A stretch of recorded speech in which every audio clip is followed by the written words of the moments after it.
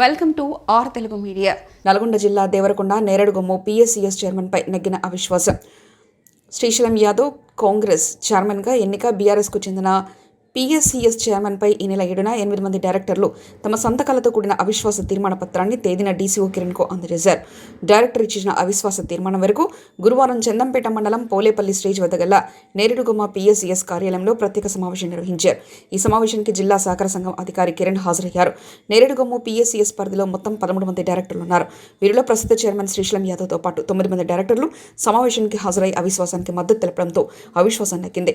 అనంతరం నూతన చైర్మన్గా శ్రీశైలం యాదవ్ నామినేషన్ వేయడం, 9 మంది డైరెక్టర్లు శ్రీశైలం పేరును ప్రతిపాదించి మద్దతు తెలపడంతో చైర్మన్గా శ్రీశైలం యాదవ్ ఎన్నికైనట్లు డీసీఓ కిరణ్ ప్రకటించారు. కాగా నేరేడుగొమ్మ పిఎస్సిఎస్ కార్యాలయం పరిధిలో పోలీసులు గట్టి బందోబస్తు నిర్వహించారు. దేవరకొండలో శాసనసభ్యులు బాలునాయక్ పిఎస్సిఎస్ చైర్మన్ నేరేడుగొమ్మ శ్రీశైలం యాదవ్ను శాల్వాతో సన్మానించారు.